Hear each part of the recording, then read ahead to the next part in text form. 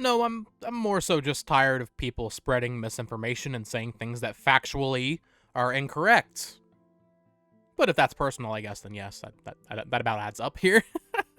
Hello there, everyone, and welcome back to the channel. So, about a week and a half ago, I posted a video titled, "You Have No Idea What DLC Is." And over the past week, that video has steadily continued to do very well, and I really appreciate the support on that video, helping educate people on what DLC is, because the basis here is that people have been calling Tears of the Kingdom a DLC. They're saying it looks like DLC, and that is factually just not accurate. That's not what DLC is, that's not what DLC looks like, and if you think that, you are wrong. So I thought it'd be fun today to go through some of the highlights, so to speak, some of my favorite comments on that video. Now, I'm blurring out icons and names, so I'm not, don't target these people. This is all mostly in good fun, but also to expose some stupid people because it's very funny to me. And there are also things that I didn't address in that initial video that, people actually raised some good points that I want to kind of give my counter argument to and go over in this freeform kind of discussion video. So we have about 20 comments to look at here. So starting off here, we have a very long comment that was just posted today. I'm not going to read this entire thing, but you can read it if you want to pause the video. They say, "Sir, you claim that paid DLC doesn't add new mechanics and is typically a small addition of new content, enemies, and quests. Now that I've heard your argument, let me tell you where you're wrong.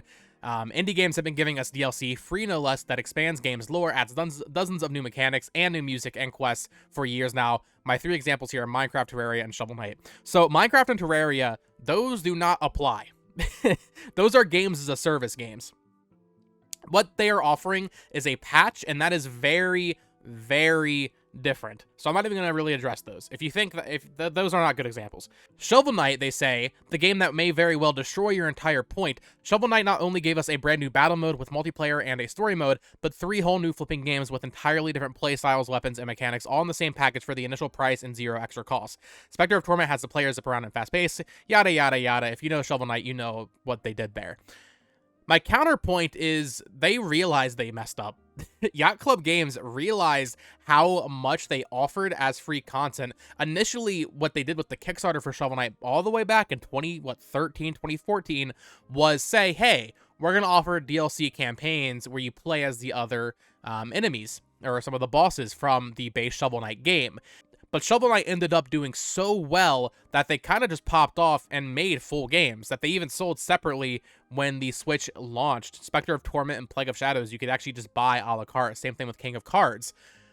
At that same time, however, they realized they can't be offering that as DLC. So they repriced and restructured what Shovel Knight was into a new package called Shovel Knight Treasure Trove for $30. They did not initially intend on making that stuff free. They over-delivered. They are the exception to the rule. They are not the rule. Shovel Knight is the gold standard of what a free DLC could be, I guess, but that stuff's not free DLC now. So while I, 100% applaud Yacht Club for what they did, those games aren't DLC. They are separate games. They had admitted as much themselves by changing the pricing structure of Shovel Knight and releasing them standalone. Also, what you say at the end here, all 3 options I've provided were updated entirely for free. What you're saying is that a game using the same map, enemy types, locations, and characters from the previous game while adding new mechanics and bosses into the DLC, but a new game entirely with a justified price of $10. Shut up. First of all, shut up. You're telling me that a mega corporation worth billions of dollars can do what other, much smaller studios do for free and get away with a $70 price tag? I really don't think so. Bro, this guy just compared a Shovel Knight game to an open world Zelda game. I love Shovel Knight. Spectre of Torment is one of my favorite Switch games, like actually. It's not even comparable. You cannot compare an indie game, a 2D pixel platformer, to what Breath of the Wild is. In no world can you compare these two things. It's AAA development versus indie development. What is it, like 15 people work at Yacht Club Games versus hundreds of people working on the Zelda game? Dude, you can't even compare that. Absolutely not. Your comments are relevant. All right, this next one was really dumb. Like, I said this to my friend Caleb, and we were just dying over this. Don't know, man. I love Zelda, and I think Tears of the Kingdom is going to be a step above everything, but you need to also consider same engine, same texture, same graphics, same animation, same physics, same enemies with same attack patterns and same textures. It's got a lot of DLC in it. Also, for example, there are mods for Skyrim that add countless hours of gameplay maps, and they also change all of the above from the first game. Zelda Tears of the Kingdom also feels a lot like DLC because of that. The amount of new content say it's not DLC, but the amount that is reused says that it is. I've addressed the fact that reusing assets and the graphics isn't... That's not an issue. That doesn't make it DLC, and if you think that, you're an idiot. So I don't even really want to address that. However, the funny part comes from this next section. For example, Fallout 76 added lots of new features and a completely new map, which is bigger and more diverse than Fallout 4. Yet people consider it DLC? Bro, what are you talking about? I've never seen anyone say that Fallout 76 felt like a DLC for Fallout 4. It is factually a completely different game. It has a new map.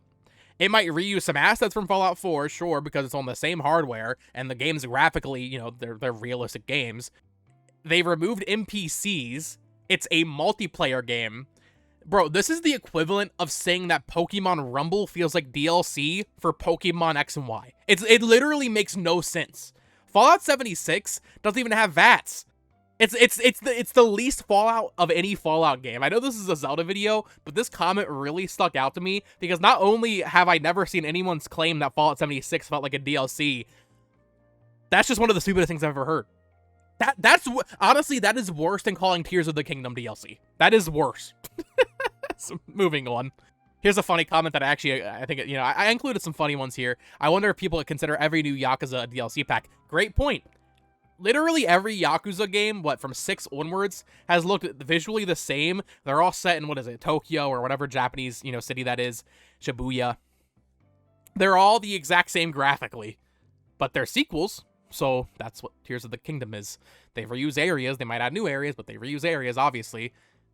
They reuse assets, bro, I mean, and this is unrelated to this comment, but remember when Monster Hunter reused assets every game since PS2?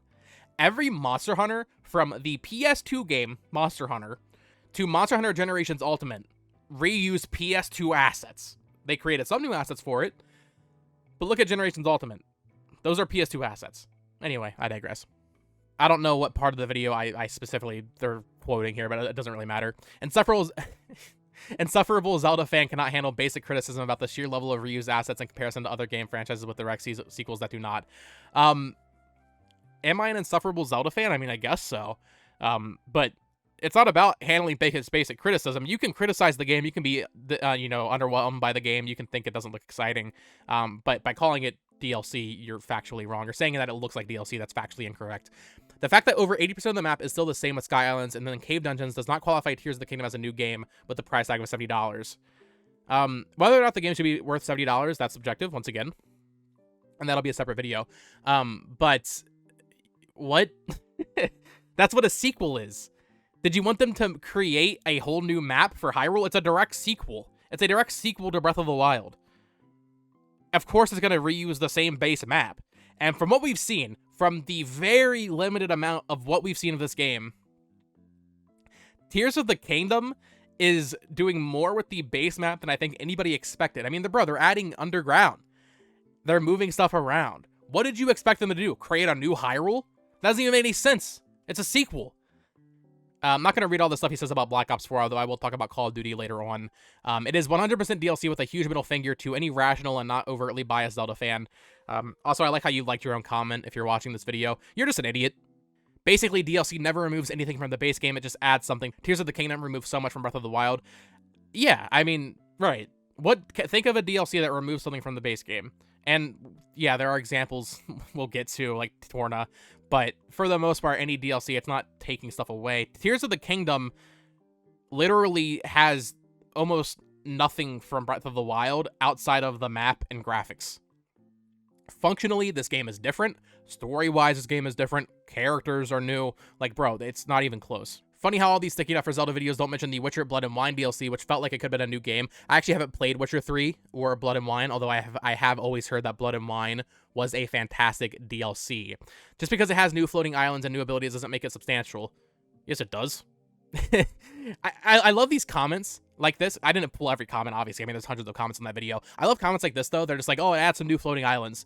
You're really trying to underplay how substantial they are. They basically added an entire new map to the sky, in addition to revamping the ground level for Breath of the Wild, in addition to adding caves and underground stuff. And yes, even disregarding that, new abilities, does make it substantial. I also love when people say, like, I'm trying to defend Nintendo. He says, I think Nintendo is a big boy and can stick up for themselves. And it's not about sticking up for Nintendo. Nintendo's a billion-dollar corporation. Screw them. It's about calling out stupid people. This person said here, let me try and educate them. Way to sound like a complete prick. I am informed enough and am quite intelligent, yet I still think the game is closer to DLC than it should be. People are allowed to disagree. This game is exactly like if a team had 6 years to create DLC, then it would be this. Oh my god. First of all, if you have to say I'm quite intelligent, you're an idiot. Just full stop, you're an idiot. You can think this game is underwhelming. You can say that, but we can have a more nuanced conversation than just saying it looks like DLC. This game is exactly like if a team had 6 years to create a DLC, then it would be... No, that's not true. This is what would happen if a team had 6 years to create a direct sequel to a game. Bro, come on. And yes, people are allowed to disagree. You can think Tears of the Kingdom looks underwhelming. Once again, you can't think it looks like DLC because it factually doesn't. It doesn't look like DLC in any way. Jesus Christ. This is a comment that was on my side, but I wanted to cover it because I think it is funny. I saw a lot of people commenting this. Whoever says that probably plays Call of Duty every time it has a new game and thinks it's a brand new game. I actually have to disagree here with you. I play Call of Duty. I like Call of Duty. Call of Duty is a new game. Call of Duty gets too much scrutiny as well. Bro, they create new assets, they create new maps, they create, you know, I mean, they'll reuse guns, but, like, Call of Duty, for what it is actually, like, if you actually play Call of Duty and enjoy first-person shooters, it's pretty impressive what they're able to release every year. Should they release it every year? Absolutely not. But if you look at it from the lens of, oh, it's 3 developers making 3 games at once, and you go from, for example, Black Ops 2 to Black Ops 3, that's a 3-year gap. Black Ops 2 to Black Ops 3 is a pretty impressive jump. Now, you know, the public mindset there, it gets a little clouded because in that time Infinity Ward and Sledgehammer releases a game, so it doesn't feel as substantial, but on a per developer basis it's actually pretty good what they do. But anyway, I know I'm gonna get comments calling me out for that. Oh god, I just offended Call of Duty on a Nintendo channel. I'm getting murdered now. If Tears of the Kingdom is DLC, then so is Pokemon Gold, Silver, Crystal, Heart Gold, and Soul Silver, because you can just go to the Kanto map again. Yeah, I mean, this is basically the argument, right? People are calling Tears of the Kingdom DLC or saying it looks like DLC because they reused the map. So those games are DLC because you can go to Kanto. Tears of the Kingdom, I don't think people understand how much new area of map there is. It is substantial, and it's like I said in that video to begin with, if they had only shown Sky Islands with the same amount of content that we've seen, but just Sky Islands and nothing on the ground level, people wouldn't be complaining if we only saw that new stuff. Even if it meant the game was half the size, people would not be complaining. Just because for some reason, Nintendo or any developer daring to reuse content and daring to reuse assets, for some reason that's a forbidden thing. Your basis for this argument is wrong. Most people are implying that Tears of the Kingdom feels like a DLC. Few, if any, are saying it is an actual DLC. Yeah, you're arguing semantics here. No one's saying it's literally a DLC. I mean, that is literally factually incorrect. But there's no point in argument semantics here. People know what we're saying here. People are saying it feels like a DLC. And that's still the issue. You cannot say it feels like a DLC because that's not what DLC is. Once again, you can say it feels underwhelming. You cannot say it feels like a DLC because this is... I mean, this would be the greatest DLC ever made, if that's the case. Just because you say it's not DLC doesn't make it true. Let me educate you. Oh boy. Let me get ready here. DLC is an expansion to the first game. It's just Breath of the Wild with tiny islands in the sky. Once again, downplaying how much of an undertaking adding those islands would be, considering from what we've seen, it's very substantial. But just because you say it's not DLC doesn't make it true. Yeah, it does. I understand your argument, but then I raised this argument. Xenoblade 2's Torna the Golden Country DLC had a completely different combat system, thus changing how the game was played. So I actually chose not to mention Torna in that video because I just didn't want to, I already mentioned a couple other DLC like Monster Hunter and I think like Final Fantasy 14 and that kind of thing. So I didn't want to cloud that video with even more convoluted discussion surrounding Torna, but I got a lot of comments about Torna, and it's a great point. Torna was a DLC. It was included in the Xenoblade Chronicles 2 expansion pass, which was $30, and it was a full new prequel to Xenoblade Chronicles 2. It was like 20 or 30 hours. It had a new area of the map, but it was a smaller game. Here's the thing, though, and once again, this kind of goes like with the Shovel Knight argument that one person was making. Monolith Soft is the exception, not the rule. And in this case, Xenoblade Chronicles 2, Torna, the Golden Country, was released standalone physically, and you could buy it without owning Xenoblade Chronicles 2. Monolith Soft, I don't know what they doing over there, but they be cooking up some crazy stuff and offering an insane value with their DLC that it's not comparable to what other companies and developers do. And once again, they released it standalone. Torna is a much smaller game than Xenoblade Chronicles 2, absolutely, but it's a different game. It is a different game. It is a prequel. It is a full separate thing. It reminds me of recently Ubisoft has been doing something with the Far Cry season passes where I think it was Far Cry 5. If you have the season pass for that game, they just gave you Far Cry 3 as part of the season pass, like Far Cry 3 Remastered. Does that make Far Cry 3 a DLC? No, of course not. Far Cry 3 is its own game. So I get where people are coming from with this, but if it's available standalone, I don't really think it applies here. Imagine thinking that the sequel that has Ganondorf come back is a DLC. That man raised the whole castle, and they think it isn't a whole new game. Yeah, I mean, it's funny, too, because I've gotten a lot of comments after the most recent trailer, because I posted the video a couple days before the recent trailer that revealed a lot of story stuff, or at least teased a bunch of characters and story stuff, kind of just being like, oh, well, I guess you were right. And it's funny, it's like, oh, I guess it's like, I don't really need your validation, but it's funny seeing, like, the validation of people being like, oh, I was wrong.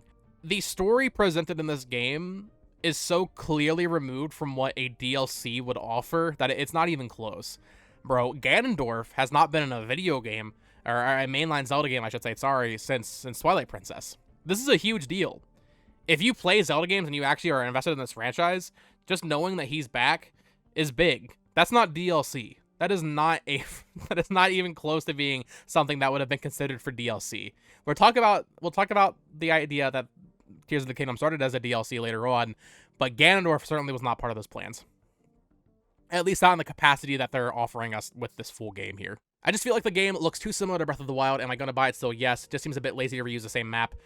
Once again, so if it was just a smaller game, would you be happy? Like, what do you want them to do? It's a sequel to Breath of the Wild. That's what a sequel is. You know? It's going back to that Yakuza thing. It's a sequel. It's going to reuse assets. It's going to reuse the same map. And I would even say that the Tears of the Kingdom team has gone above and beyond in terms of adding new stuff to the map that they reused, plus the new stuff that is literally new in the sky. Just seems like Nintendo can do no wrong in anyone's eyes, apparently. I'm very critical of Nintendo. I'm trying to think of examples, but you can definitely find videos on this channel where I've dug into them. I think of, like, Mario Strikers Battle League is a good example last year, where that game that game was horrible. And their content rollout plan is really bad. Skyward Sword should not have been $60 on Switch. That Law Flaming Amiibo should not have been $25. You know, stuff like that. You know, with their pricing. The issue is, and I always see this sentiment too, that people there's like this side of the community, or not even community, whatever it is. There's a side of people where they're like, oh, Nintendo can do no wrong in everyone's eyes. But then when I go on Twitter, literally all I see is people trashing on Nintendo for every single thing they do. It feels like there's no in between when it comes to people. For me, I feel like they get pretty fairly criticized for a lot of what they do. Sometimes I would say they get overly criticized, in this case with Tears of the Kingdom, because this is obviously a full new game. Or in the case of Nintendo Switch Online, I actually think that's a pretty good deal at this point for what you're getting. So yeah, I don't know. Stupid argument.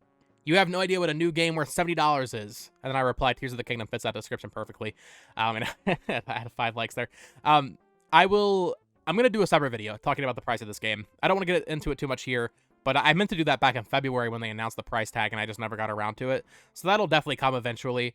But Tears of the Kingdom definitely fits the pricing structure of modern-day video games, and I think $70 is more than fair, especially when you consider inflation. It's actually a little bit cheaper than Breath of the Wild was in 2017 because of the inflation there. So, I don't know. I'm going to make a separate video on that. God of War Ragnarok also uses assets from the old game, and people don't say anything. I got a lot of comments about Ragnarok as well. In fact, I think I actually mentioned Ragnarok in the video itself. There were people before Ragnarok came out saying it didn't look that exciting, and I mean, I remember there was like a boat animation in one of the trailers where Kratos is like rowing a boat, and there were PlayStation fans going crazy that they reuse an asset. How dare they? Same thing with Aloy and Horizon Forbidden West. Like, oh, there was the same like grapple hook animation or something. So people were being critical of that, but lo and behold, the games come out and they're amazing and people don't complain anymore. But then this person responded to that comment saying, God of War Ragnarok was on a different system. Let's just admit that Tears of the Kingdom is Breath of the Wild with added Sky Islands. It's glorified DLC. Once again, downplaying the Sky Islands for some reason. I don't know why you're doing that. But God of War Ragnarok was on a different system. Yeah, it was on PS5, but it was designed for PS4. And at that point, Breath of the Wild, the Tears of the Kingdom was on a different system than Breath of the Wild. Breath of the Wild was designed for the Wii U. If anything, God of War Ragnarok in that instance is actually a worse case because God of War 2018 and God of War Ragnarok were both designed for the PS4. In this case, Breath of the Wild was designed for the Wii U, and Tears of the Kingdom was designed for the Switch. And I'm not trying to slight God of War Ragnarok or anything. I haven't played that game, but I played 2018, and that game's awesome. So, I don't know. I think it's a stupid argument to bring up, you know. God of War Ragnarok was on a different system. What? What does that even have to do with anything? It's incorrect because it was designed for PS4, but also it adds nothing to the conversation. This is a pretty legendary one here. If it was called Breath of the Wild 2, I think less people would be saying it's a DLC.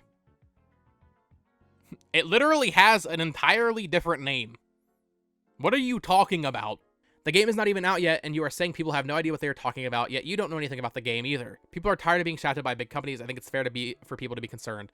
Well, no, I do know what I'm talking about.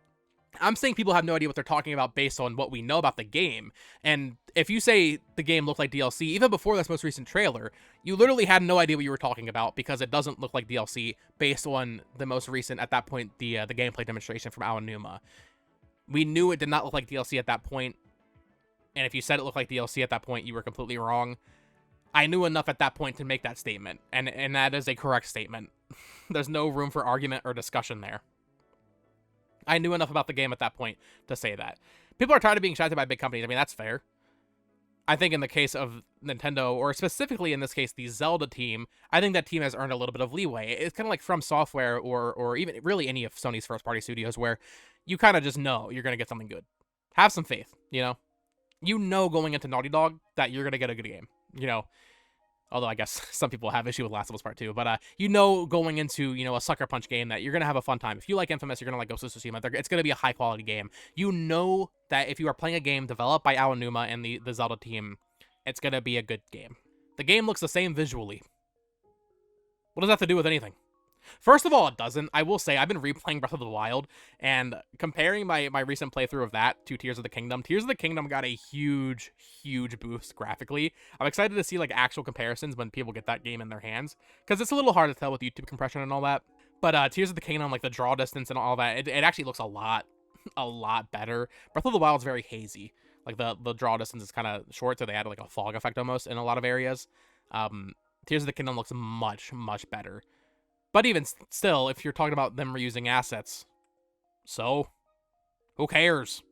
Doesn't mean anything. Once again, Yakuza argument. Those games all use the same assets. Fallout 4 and 76 use the same assets. although apparently Fallout 76 is DLC.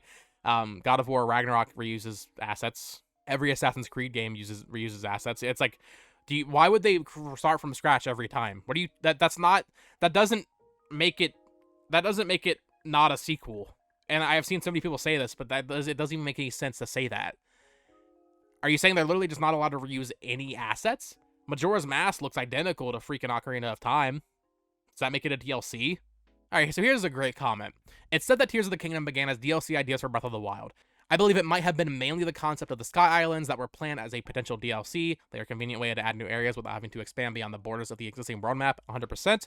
But practically everything else has been developed since they decided to make it a full sequel, and the Sky Island idea has obviously been expanded to a great extent. I don't think they would have done something so substantial as the Resurrection of Ganondorf as mere DLC. 100%, there's no chance that was in the plans. The new abilities are obviously sequel material. The Zonai could have been the focus of the DLC, but that's about it. Right. So I've gotten a couple comments about this saying, well, it was started as DLC idea, so that means it's a DLC. What?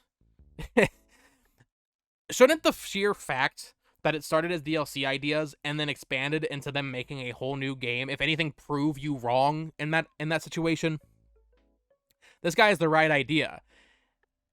The DLC was probably going to be some Sky Islands. In fact, I think we even see a little bit of a prototype of that with all the floating platforms they added in the Master Mode for Breath of the Wild. But this story stuff, dude, there's no shot. I don't even think the Zonai would have been included in the DLC if it had ended up being a DLC. It would have just been Sky Islands and more shrines, you know?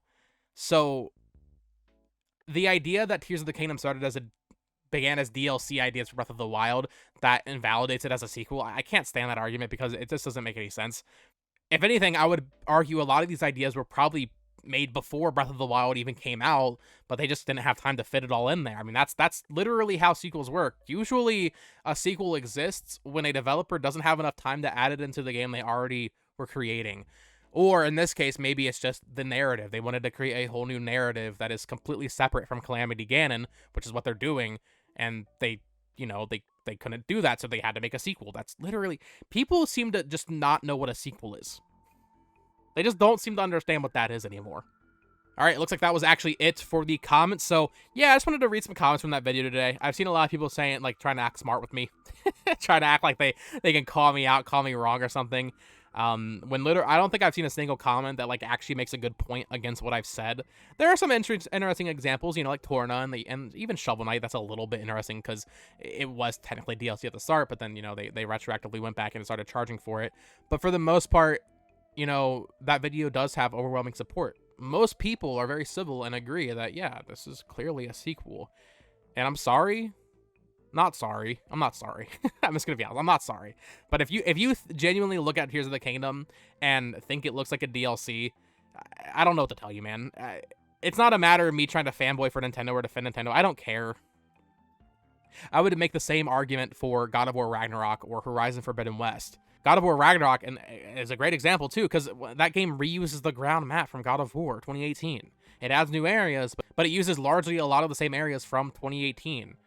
But I'm not going to sit here and say it looks like DLC because that's not true. That's what a freaking sequel is, man.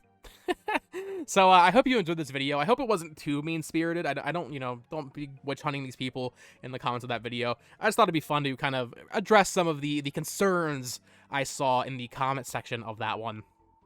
So, if you enjoyed this, please subscribe here so you don't miss a single Tears of the Kingdom video, and join the Discord. I've recently opened up invites again to that, added some new channels. There's a Zelda chat. Go live in there. So check out the Discord. Follow me on Twitter @BoTalksGames, and until next time, folks, peace.